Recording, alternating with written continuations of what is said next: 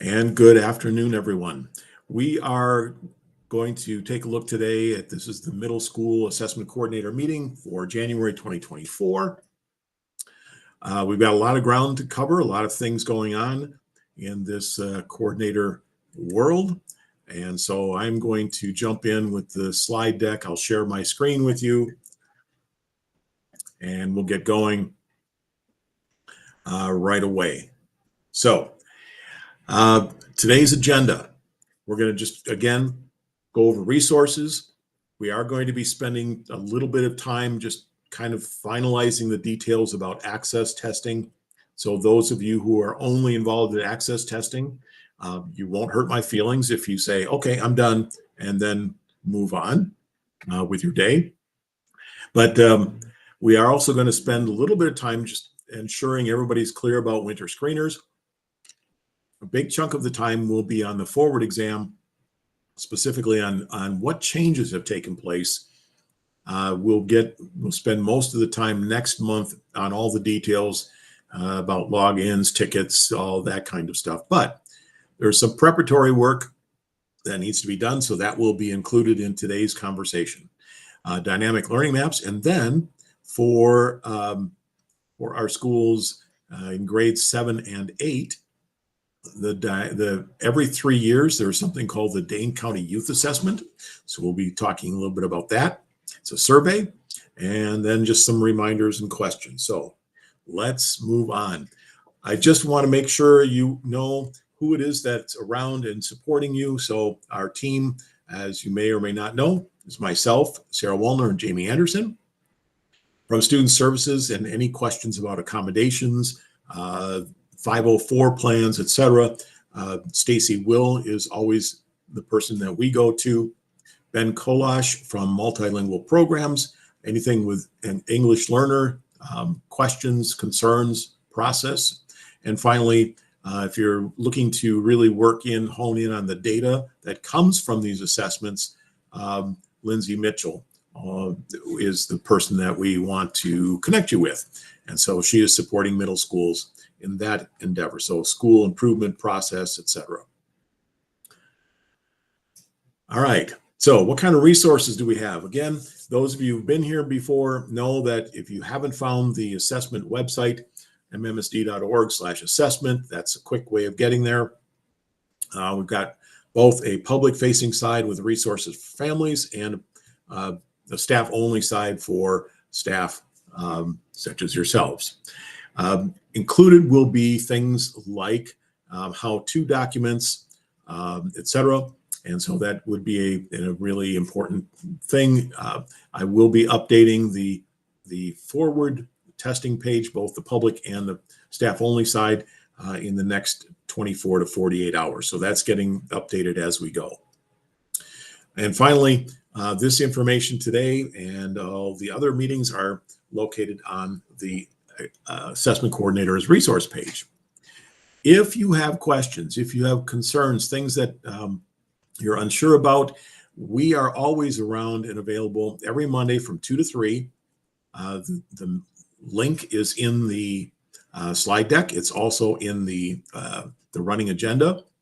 But if you still need that or you want to connect with us, please just go ahead and email us or give us a call. We look forward to hearing from you and looking forward to hearing your questions and helping you work through some of the issues before you. So let's get into access. And as we wind down this whole process for this academic year, a couple things I want you to be aware of. First of all, again, the timeline. I've left everything in there so you know that we have come a long way. There's been a lot of stuff that has been done. We are to the point now where next week, Friday, a week from tomorrow, is kind of a pivot point, if you will. We continue to have new students arrive in this district all the time. The process is the same as always. It doesn't matter when they arrive. Again, once they've enrolled and when they enroll, they take the home language survey. If that indicates that we need to do some screening for ESL, then we do that. And then if it indicates that the student is an English learner, then and only then do we go ahead and give the access assessment. Because of the amount of time that access takes, and I recognize the efforts that you and your team, your school has gone through to do as well. I mean, we're really doing well right now. That's a lot of effort. And to do all of that, let's say a student arrives on the 23rd, a Tuesday of January, and the window closes the 26th. To do all of that and to test the access is not a reasonable request to ask of you. So Friday the 19th is kind of the cutoff time. Yes, that only gives you a week, but if I were the state talking, they'd say, yeah, up until the day that the window closes, you can do that. We're not going there. So that's just part of the timeline. Keep in mind that we do have things other than inclement weather. We've got coming up on Monday is MLK, and then the semester ends on the 26th. So lots of things going on. I really appreciate all the hard work that went into front loading this. There were an incredible amount of work done prior to winter break. I appreciate that. We still have time to finish up. And as this rolls on, if you do need some support on questions, etc., just please let us know. Now, as we wind up the test, if you have physical material, such as administration manuals, alternate assessments, those physical things that need to be sent back need to be put into a yellow box and labeled and sent to Sarah Woolner here at Doyle. We need to get those back as quickly as possible. So if you're done, please just put them in all that in a box and send it to us. Please do not send tickets. Shred those. We don't need the tickets. We don't want the tickets. And if you've got tickets stuffed inside of a test booklet, please take them out. So one of the things that is something that is problematic, because while you might have 2 or 3 students who do not have a label that goes onto material, please fill out the bubble information on the back of the booklet. 2 or 3 people, it takes you a few minutes to do that. I recognize that. Imagine if nobody did that, how much time we would be spending doing that. So I ask you to do that. The one thing that is, there's a request on the back of the booklets. If in fact you have any alternate assessments without a label, there's a portion on the back that asks for the student's state ID. And you will not be able to find that in IC. You will not find it in EduClimber. So we're going to give you a little trick how to find it. So in AMS, believe it or not, it's there. So here's how you do this. You log into AMS, go to Test Management. Over on the right-hand side, you can see where it says East High. That's a drop-down, and you select your school. The next thing you need to do is select, right in this area will be what assessment. Is it WIDA Screener? Is it Access for ELLs? Select Access for ELLs and click on Registered Students, because the students are already enrolled in there. So you'll be asked to search. So you search by name. And when you click on the question mark or the little magnifying glass to search for students, up pops the student's name. You can find them, and over to the right in the column is their state student ID number. Keep in mind that this is secure information. The state likes to refer to it as the same kind of security as the student's social security number. This is a secure platform, and you are all entrusted with secure information about students, so I have no problem making sure you know where that is. If you don't find this, if there are questions, a student has just arrived and doesn't have a state ID number, let us know, and we'll be working through those issues as we move forward. So, if you could please get us your physical materials as soon as possible, but no later than the week following the window closing, that would be wonderful. We need to take care of that. All right, moving on. So we're going to talk a little bit about the forward exam. In fact, we're going to kind of get ready for this because there are a lot of changes, and it does involve, in several cases, it does involve English learners. So you may or may not be interested in doing this, sticking around for it. Please understand that the forward test is, in fact, a state-mandated assessment. It assesses how well a student is learning the state standards. It is also used, it's the foundational piece for use in the ESSA accountability plan. You may know that by some of the letters that are associated with it: TSI, ATSI, etc. So the forward exam is important. It is also equally as important will be the dynamic learning map test, the DLM, and that is only for students who have an IEP and they are learning to the essential elements standards. So it's very few people in the district have that, but if they do, it is important that they have the opportunity to complete that. The forward exam itself, if you're not aware of it, computer-based, it is not adaptive, and we use the Chromebooks that are assigned to students. The site, the platform, is called DRC Insight, and it is nearly identical to WIDA AMS. It's by the same vendor, so they use a very similar looking platform. And for our students in 6th and 7th grade, the test is in English language arts and mathematics. And 8th grade, that includes both ELA and math, as well as science and social studies. It's an exam that must be given in person, just like access testing. And the state window opens March 18th. So we've got a little bit of a reprieve from state mandated testing between access window closing and forward window opening. But if you look at that, March 18th is very close to our spring break. So there are a total of 6 weeks involved in this window that closes on April 26th.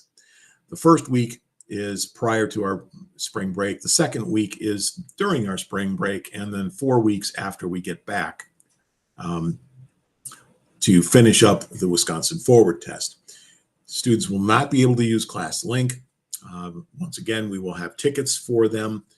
It will be printed in colors as we had, I believe, for other assessments in the past, and you'll get those somewhere around the second week in March. As soon as we get everything ready, we will begin printing tickets and getting those to you.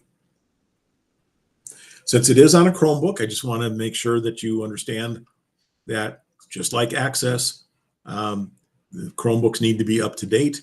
The operating system ideally would be 118, but that is it will work on 114 or higher. So the restarting the process, if the Chromebooks have not been used, you get them up, open them up, start them, get them running for about 30 to 45 minutes, and then you can restart them, and that will trigger the restart process and refresh the Chrome OS. Things that you will be getting in the near future. Working on right now, getting a list of all current English language learners who are expected to test, plus students who have an IEP or a 504, and those that are listed, the accommodations or support accommodations that those students have. That roster is not designed for you or anyone on your staff to go over with a fine-tooth comb. It's to call attention to the fact that there may be open IEPs that do not have anything set up yet in the forward exam portion. And it does call to attention students who are English learners, and there are some designated supports that can be made available to them. But you have to think about it, and it's not just a blanket one size fits all. So want to make sure that you know that that is going to be a list that you are going to be getting. It'll be coming out hopefully by the end of next week, but it will be due back on approximately the 15th of February, and we'll let you know more about that as we get going. Keep in mind also that if you have students at Madison Promise, that they are expected to test and have some arrangements made for them, because again, it cannot be given virtually. So working with your EL staff and teams to determine appropriate supports for English learners, as well as your CC teachers for the accommodations. That's going to be important in the next couple weeks. Now, some things have changed, some things have not. One thing that has not changed is that sessions are not timed. There's no clock ticking in the upper right-hand corner. And so that's a good thing for students. There are suggested times, approximately how long it will take to do this.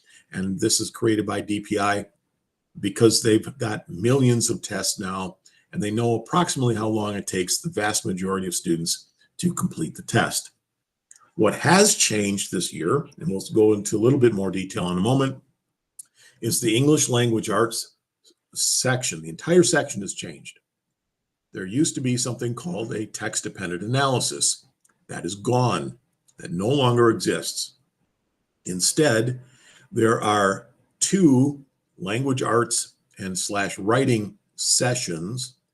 They have different components to them, and we'll take a look at them in a moment, and a reading comprehension piece. So there will only be 3 sessions in English language arts portion this year. These sessions, 2 and 3, need to be amongst the first that you get done for a couple different reasons.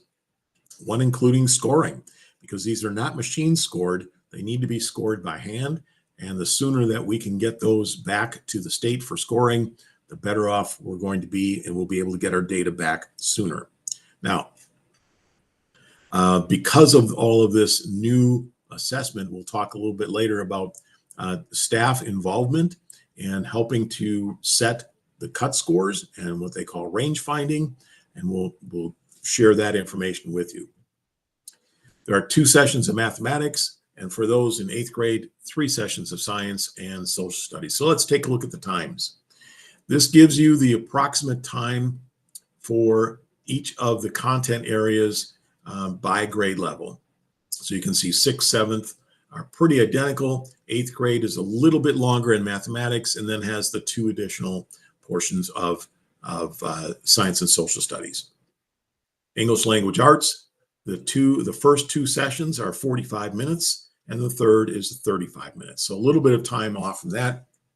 Here you can see mathematics. The interesting thing with the 8th grade versus the other grades is it almost seems flipped. The session 1 is much shorter. Session 2 is much longer than you would find in 6th or lower grades. 3 science sessions all the same, and the 3 social studies all the same. Next month, we'll get into possible examples of scheduling. So if you've never done that, it will be something that you can do. We'll talk about that and get some feedback from staff who've done it before.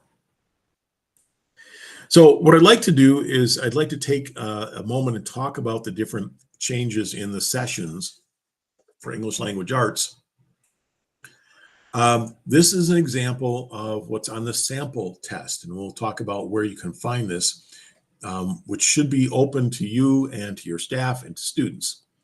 Session 1 reading and this is a 7th grade ELA, is designed as a reading comprehension test. The text or passage on the left side of this is the only one where there will be no text to speech available for this passage. We've had that in the past. The rest of it, the directions and the prompts and the answers are all able to have text to speech. Session 2, this is the English language arts and the writing. You have, again, a shorter passage that students can read. And then there is the writing a 1-paragraph response in a prompt here. It is not a comprehension piece, but it's using what you just read. Then you can keep going. You have to introduce your topic, use descriptive words and details, and include a concluding sentence. There are other questions beyond this writing portion. So there's a writing portion, and then there are other questions more about language arts. In this case, this whole session, text-to-speech, will be available for students. And finally, the third session is a writing prompt. That's it. There is no reading passage. And again, expected a 1-paragraph response and a few more. This is a shorter section, and a few more language arts questions as well. So here you have the link in the slide deck. We'll also put that on the website, both public and staff only, as well as in the notes for today. This will all be in there. So you can see, you simply click on the grade level, you click the content area, and you can see practice test. Now, let's talk about what's new. And you heard me talking about text-to-speech in the prior slides. These are the universal supports. These are universal tools that are available for all students. We do not need to ask to have them turned on. They will be turned on. They're available at all times. And so things that are available to all students include things like highlighter and notepad. The magnifier has really bumped up magnification from, I think, a maximum of 200 times last year to 400 times this year. So there's a 1, 2, 3, and 400 magnification.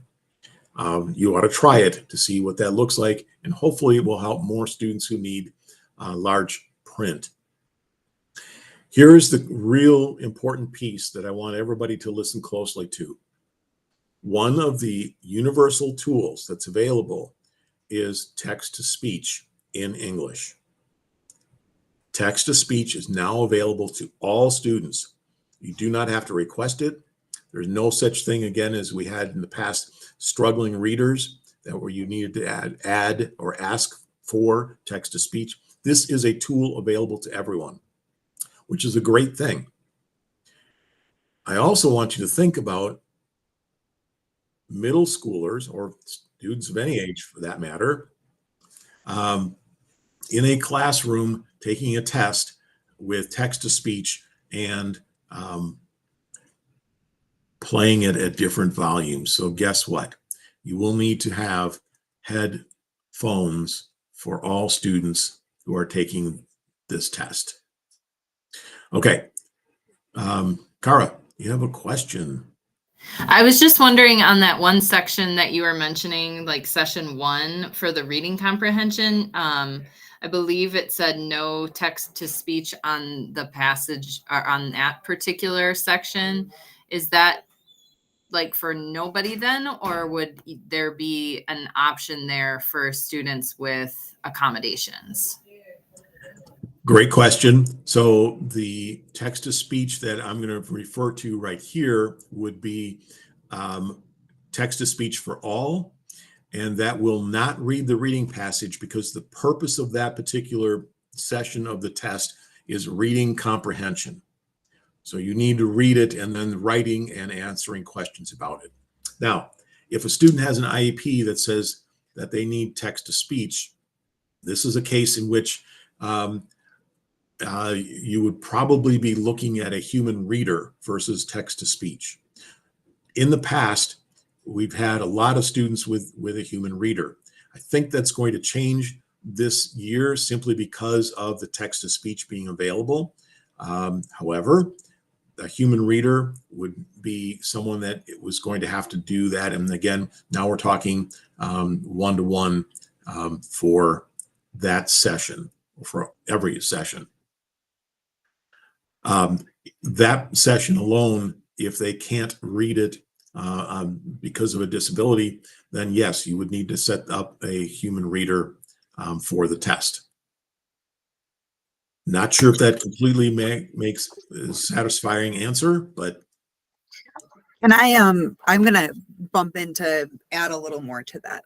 So the text to speech that is available for all students is taking the place of the text to speech that was in the IEPs before. So anyone who has text to speech in their IEP, that no longer matters because everyone's going to have that as a universal support.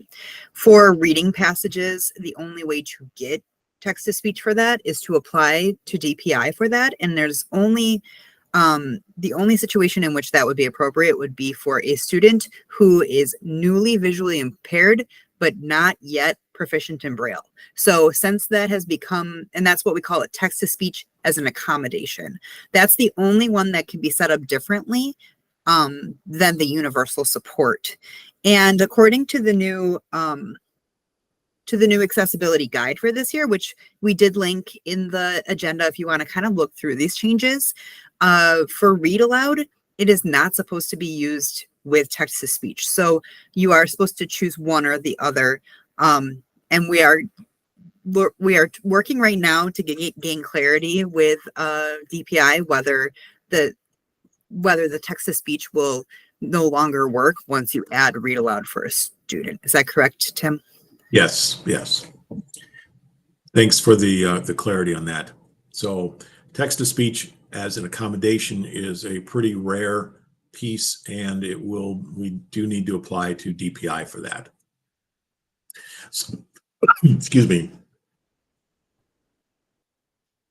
As you can see, if you've never been involved with the forward test, there are embedded or in the software supports and non-embedded, which are physical things such as graph paper, scratch paper, etc. Keep in mind that if you give scratch paper to students where it's appropriate, where you're allowed to, that is now secure material and you cannot just let it walk out the door. It needs to be kept and disposed of by shredding after the students are completed with that. So this is what's available to all. I mean, this is some of the highlights of things that are available to all students. Now, if we move ahead, I think, there we go. This is designated supports. And we had a lot of students who had designated supports in the past, but because of the whole concept of text-to-speech for all, that has changed. But these supports need to be decided on by a team of educators. It could be a team that includes a parent or a guardian and the student where appropriate. And this is something that the student gets in the classroom on a regular basis. It is not something that is just for the forward test alone. Either get this same or very similar kind of supports. Things that are embedded include things like masking and contrasting colors. Here is a critical one that we've often used is stacked translations, which are in which are in Spanish only. So if you have students who speak another language as their first language, I apologize, that's not possible, but stacked translations in Spanish are available. What that means is at the top of the page will be the instructions in Spanish, then the instructions in English, the question prompt in Spanish, the question prompt in English, the answers in Spanish, the answers in English. And so you'll have that as available. Those are embedded options that are in the software. Things that are not embedded, a word-to-word dictionary. So if you have a student who can use a word-to-word dictionary, that's absolutely something that can happen. Students using dictionaries is pretty rare these days. I understand that. And so we have to keep in mind that it might be a good thing for them to practice with ahead of time. So how do you find word-to-word dictionary? Literally is, here's the word in the first language, here's the word in English, or vice versa. And so that's all it is. There's no definition, there's no examples, etc. It's just word-to-word translation. So that's available as well. If you need a dictionary, you don't have one, let me know. The sooner I know that, the better, so I can get that ordered and out the door and back to you. Thinking about stack translations. Here's also something that's new this year. The stack translations can be in, yes, thank you, Sarah. The stack translations can be in either, no, stack translations themselves are in Spanish and English, but the text-to-speech that reads them can be in English, or newly added this year is text-to-speech in Spanish. So, which is actually if you go onto the practice test and you can listen to that, it actually seems to be pretty good. Again, this is a decision that is made at the school level. And we need to talk about what version you are going to use of the text-to-speech. It cannot be changed midway through the test. So make a decision, and we're going to need to stick with it. So that's something to think about for our English learners. Finally, the very few students who get accommodations, again, these are in their IEP or 504s, video sign language, closed captioning, and as Sarah indicated, human reader for a specific portion. These are very unusual, or very few of these types of accommodations. Okay. More information is going to be coming. We're building out the staff page on the right-hand side, the public page on the left-hand side about these, and I will let people know when we get more of that information up there. Should be in the next few days. Finally, because there's so many changes in the state test this year, in the forward test, there has been a call by DPI. They're looking for teachers to help during the summer, early summer. This includes just classroom teachers at the tested grade levels, English as a second language teachers, and special education teachers. So they have 3 opportunities. One is called range finding, the other is standard setting, and the third is new item review. So if you want, or your staff members want to have the opportunity to be involved in understanding the inner workings of how the forward test is developed, how it remains current, how it's scored, etc. This is the place to go, the Forward Exam Educators Involvement webpage. There's an application process. Typically, they don't have a lot of people applying, but I think it's usually about 2 days or so of time, but it will list that time commitment on the involvement page. Okay, 7th graders, 8th graders, Dane County Youth Assessment. It's a survey on youth behavior, and it's given once every 3 years. This happens to be the year. It is a survey that it's a very long-running survey. It's been in place since the 1980s. We are going to be the window is late January to early March. Middle schools are set up to do this in early to mid-February, and I'll explain how that's going to roll out in your buildings. But I just want you to know about this. So there's going to be some details that you should be aware of, but not necessarily in charge of doing. The whole survey, including the directions, including any or prior information takes about 30 to 40 minutes. Because the middle school is going to be doing it a little differently, we'll talk about that in a moment. This is really important. We want to give every student the opportunity to